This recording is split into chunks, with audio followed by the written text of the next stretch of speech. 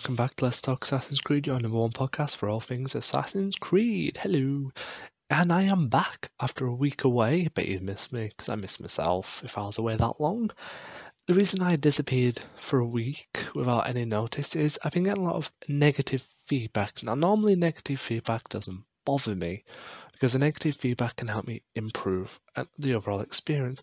But this feedback was kind of heavy hitting from the community that I love. But I'm going to rise above it. I'm going to take every criticism I can as a way to improve. And if people still aren't happy, then I apologise, but I can't please everyone. Enough of housekeeping. Let's jump in, and before we begin, let's begin with a question.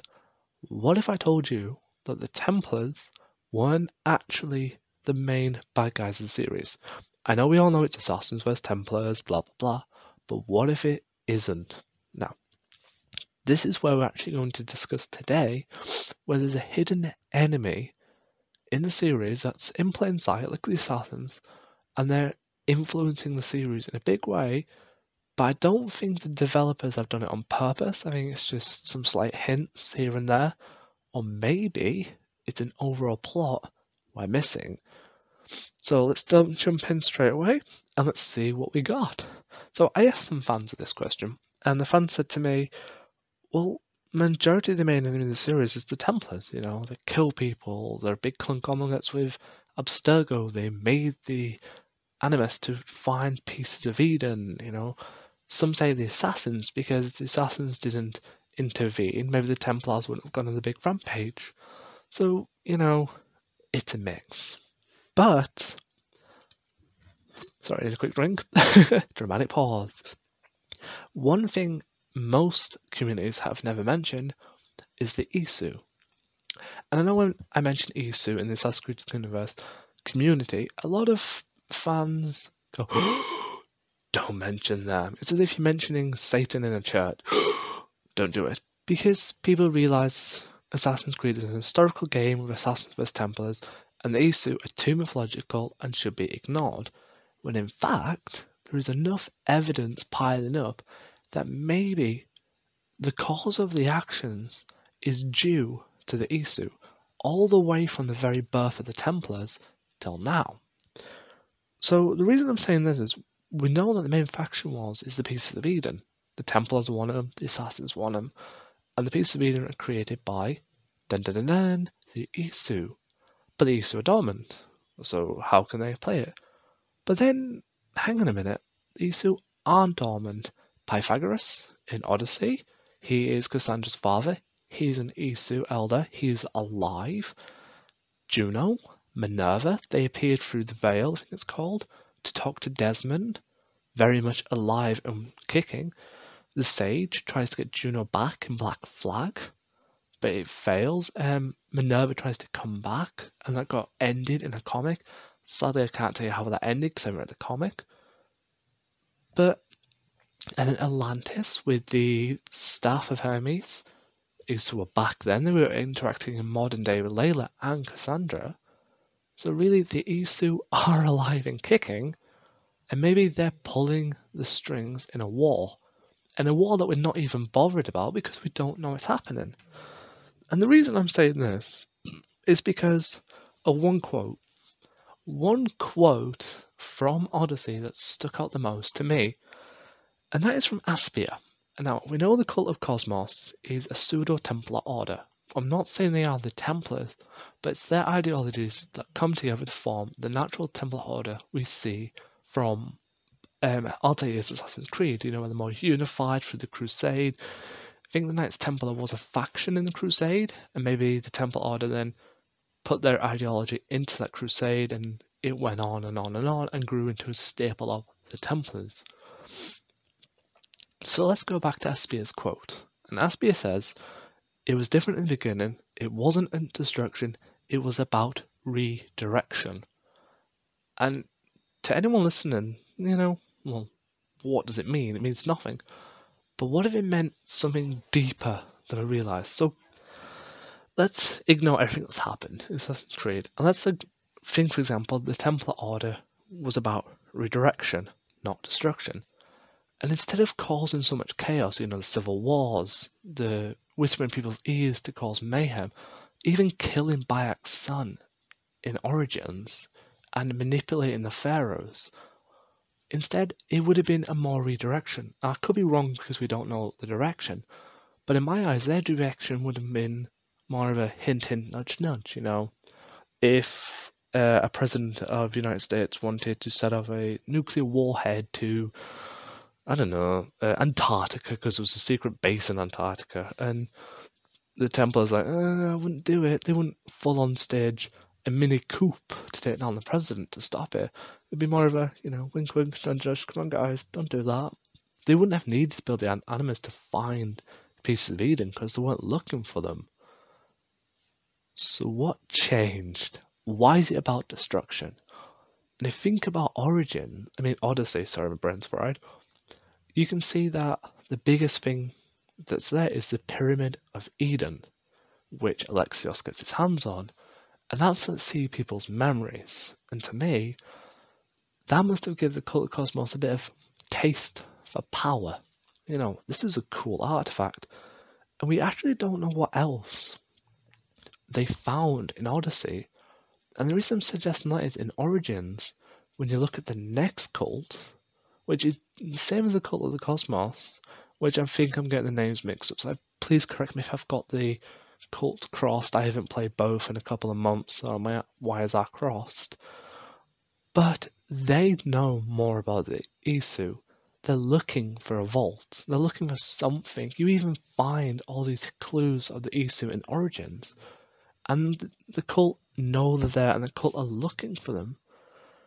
So that again gets me thinking, something in Odyssey spurred them on to go on this hunt for Templar artifacts. Not Templar, Piece of Eden artifacts. It's a long night already. So then, this is where pieces start falling into place. These pieces of Eden are now in the world, relics of an ancient past. The pseudo-Templar Order understands their power, their destruction, the rage they can do with it. They don't need to redirect anymore. If they want to change the fates of man, they could do it with power. They didn't have to nudge, nudge, wink, wink. They could forcefully change it because of these artifacts. And to me, that's already sounding like the Isu are the bad guys. They're the one that put the corruption in the Templars. They're the one that twisted their need for power through the artifacts.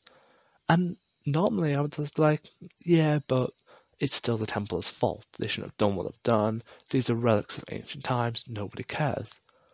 But then the Sage is alive and kicking. It's always reincarnated. Juno's come back. Minerva came back. The Atlantis had a guardian. Cassandra was guarding it with Staff of Hermes.